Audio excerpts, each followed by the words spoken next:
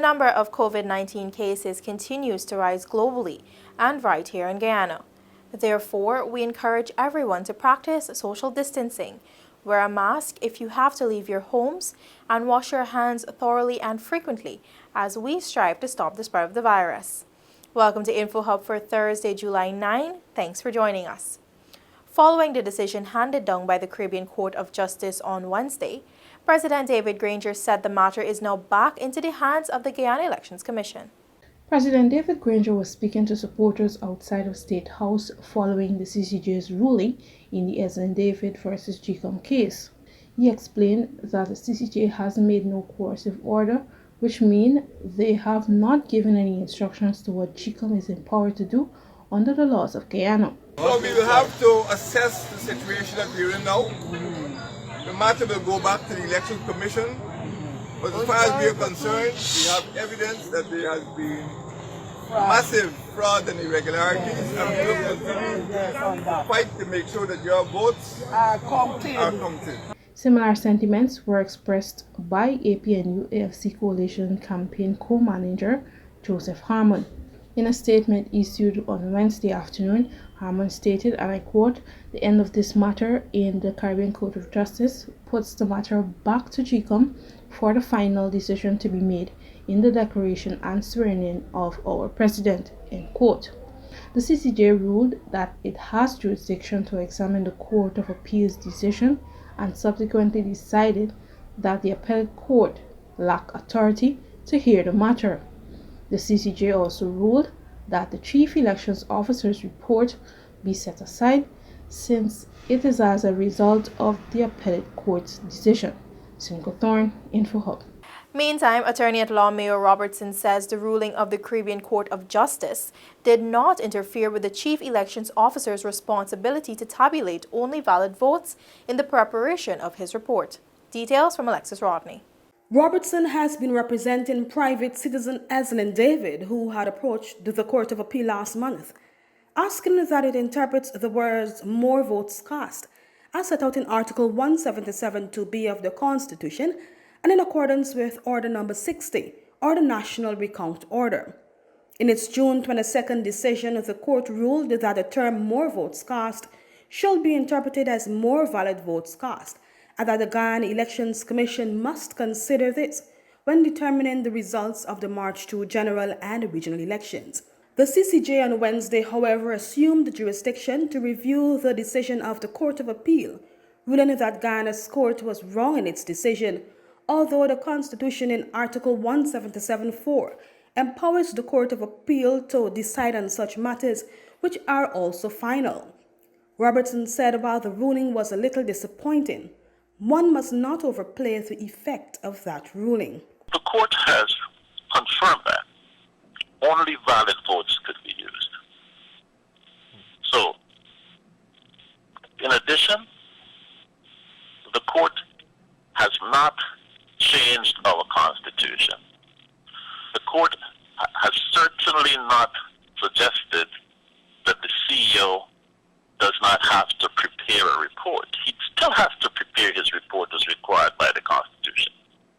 And it's still only on the basis of that report that the chair can then proceed with the declaration process. He said while the court agreed to take jurisdiction, the decision is not earth-shaking, as it did not disavow the concept that only valid votes could be used in the tabulation, and has also reaffirmed the position of the CEO in respect to the report. The court did not specifically say X number of votes are valid or Y number of votes are valid. They simply said the decision of the Court of Appeal was wrong, so that CEO's report, which was based on the Court of Appeal decision, should be set aside. They did not say that the CEO should not go and prepare a report based on valid votes. And I fully expect that that is what he would do. For InfoHub, Alexis Rodney. In the health sector, over a 7-day period, June 29 to July 5, the Ministry of Public Health has recorded 4 new COVID-19 related deaths, bringing the number of deaths in Guyana to 16. This indicates a high death rate. More in this report. The Deputy Chief Medical Officer, Dr. Karen Gordon-Boyle, in an update on July 8, noted that though 16 deaths to date may not be compared to many other countries, the rate according to population in Guyana makes it an alarming situation. The situation in our country is becoming increasingly alarming, especially over this past week. We have recorded the highest number of cases since the beginning of the COVID-19 pandemic in our country. Fellow Guyanese, Guyana, compared to other countries, has a very high COVID-19 death rate. Currently, 6% of all infected cases have died. For a country with less than 1 million inhabitants, this rate is very high. The Ministry of Public Health reminds that COVID-19 does not affect only the elderly, but anyone, and with a comorbidity, the disease can be more deadly. Even as recoveries are continually recorded, this is not the time to relax the new norm. Persons should try their utmost to limit their exposure to COVID-19. This is where the ministry continues to extend its call to persons to act responsibly. For InfoHub, Delicia Haynes. More news after this short break. Stay with us. The COVID-19 pandemic has had a devastating effect on communities all across Guyana. Many households and individuals now find themselves in need of public assistance. The government of Guyana will be assisting the most vulnerable. Those eligible to apply for this assistance are as follows. Individuals and/or households who are currently benefiting from public assistance provided by the Ministry of Social Protection. Individuals and/or households who applied for public assistance and are awaiting a response from the Ministry of Social Protection. Individuals and/or households who suffered a loss of income due to COVID-19, and households headed by senior citizens or persons with disabilities. Application forms can be downloaded from the Ministry of Social Protection's website at www.mosp.gov.gy or government.gy/eform/241. For further information, please call these numbers.